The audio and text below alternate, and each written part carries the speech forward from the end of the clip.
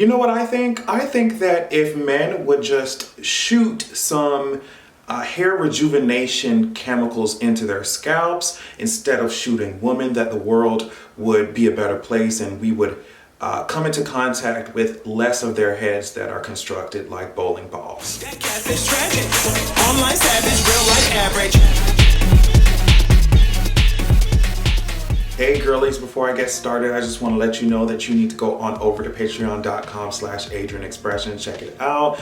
Every Tuesday, I put up a new episode of The Expression Podcast. This week's episode was fun. Next week's episode is going to be fun, especially because all of it depends on the questions and comments that the patrons sent in. So go over there, check it out. Let me know what you think. Early content, everything is there for you to enjoy. All right, so before we get started talking about that trash ass nigga, I just wanted to bring you all some joy. You know, before we get into it, I think this mural is at Disney. They unveiled it. This is of Chadwick. I just thought it was really beautiful. I don't really have anything too in-depth to say about it, but I just thought that you guys would really like to see it. I know it really put a smile on my face when I saw it come across my timeline. So definitely something heartwarming, something beautiful for us to enjoy while this week has been a complete bag of horse shit, of cow shit. And it's funny because it's not fertilizing anything. It's giving cancer and death teas. That's what this year has been giving me.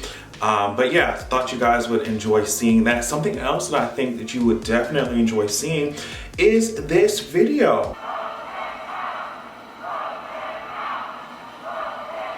Yes, exactly. Donald Trump got his ass up there. I guess they were doing some services for RBG. Donald Trump got his ass up there with Melania. I guess they thought they were somebody's Cersei and Robert Baratheon. They were chanting, vote his ass out, vote his ass out. I know that I wanted to see what was underneath that mask. Don't know why he was wearing one. I thought that this virus wasn't that serious. Whatever, I would love to see what was going on underneath that mask. Was his mouth quivering? I know it looks like a paper cut. I know that there's not much that mouth can do, especially when it's constructed like a whole booty hole, the way that there's nothing but shit coming out of it. But I would like to see what he was doing with that mouth. Were we too far away to see if tears were forming? That's something I would love to see, his reaction to getting called out, to getting dragged so up close and personal, because I guess he's used to the shit happening on the news or on social media, maybe on TikTok, maybe he's gonna ban another app. But when it's right there in his face, it really gives me great joy. I know it's not something to get too excited about, especially since he has so much power and since they're letting him get away with so much shit, but that was fun. That was fun to watch. And the last thing I'll talk about before we get into Mr. Tory Lanez.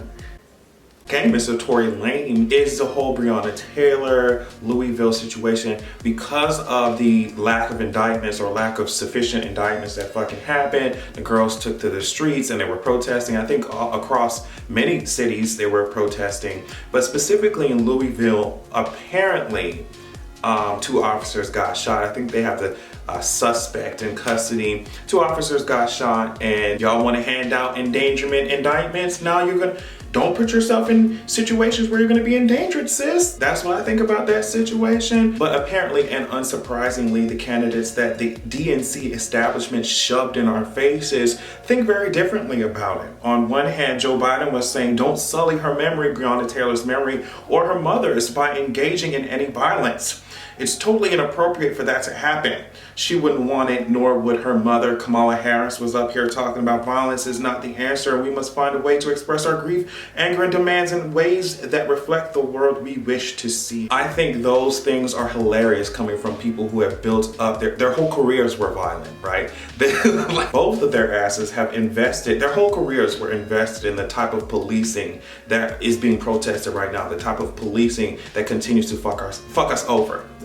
Generation after generation, right? So now, after being part of that system, after being some of the agents of this violence, the bringers of this violence, they want to tell these communities police to stop being fucking violent. I want both of y'all to kiss my ass. Y'all can kick fucking rocks, okay? I feel like if people were actually serious about change, which I know these people are not, that they would not resort to gaslighting the very communities that have been subject to this type of violence for like I said, for generations, and they would actually take the time and listen, and they would understand that constantly getting your ass beat or violence against your community is only going to result in more fucking violence, okay? So you can sit and try and think that you can get these bitches to kumbaya with your ass, but 2 police officers have been shot. And if you think this shit is gonna get any better without real, actual, drastic ass change, you got another thing fucking coming, okay? Now, you all know that I cannot stand gospel music, but I really had to do a remix and dedicate it to all you trifling ass, especially trifling ass, cishet ass niggas out there, okay?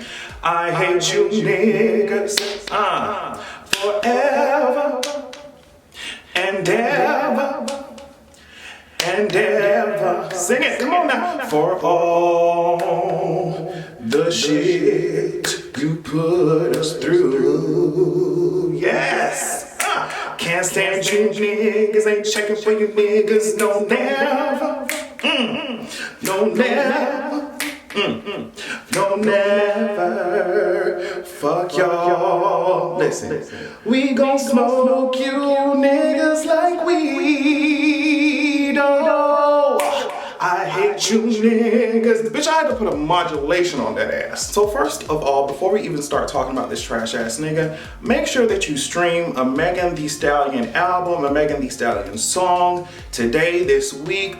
Do something, support the good sis. Do not even, if you're going to try and figure out what Tory Lanez was saying on his album, do not fucking stream that shit. You need to check out some magazine articles, hip hop magazines and hip hop publications.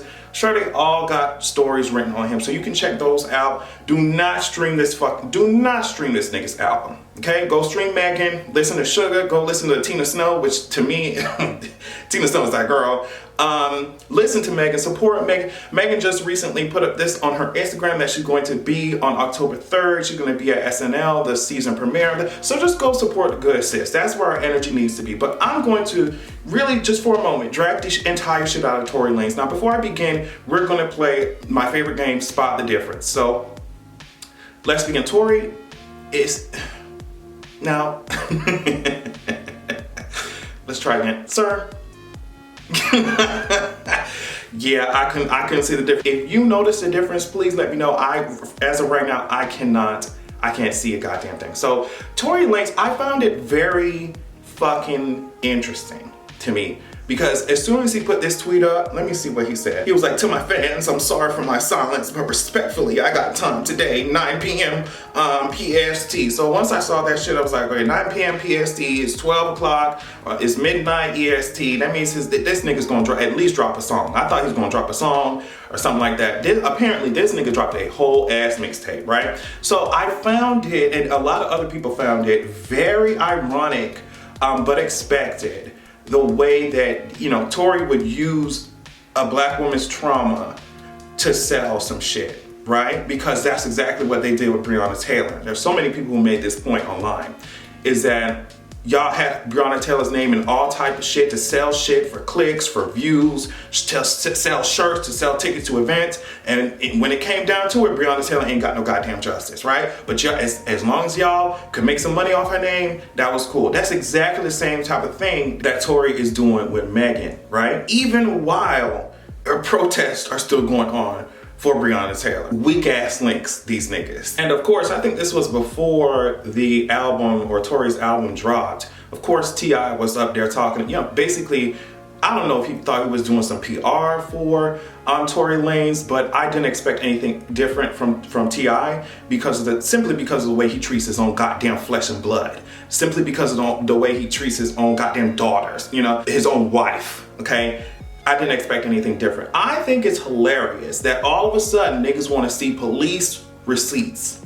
They want to see police, when black women get beat, when black women get shot, that's the only time these like ashy ass niggas are interested in seeing police reports. That's the only time they're not saying fuck the police. That's the only time they're saying file a report. That's the only time they're saying go to the police department, right? But you know, any other, I can't imagine like niggas coming out the woodwork if some like white boy shot some nigga or one of their favorite rappers that they always fucking dick ride, you know, if they got shot, would they be wanting to hear the other side of the story? If one of these rappers got shot, these male rappers got shot by a racist ass white boy, right? And do you think that these people, that these niggas, these same ones who are trying to shit on Megan, do you think that these niggas will be like, okay, let's hear the racists' side to this story? And the reason why I say racist is because that would add to motive, right? So in my opinion, it adds to motive, it adds to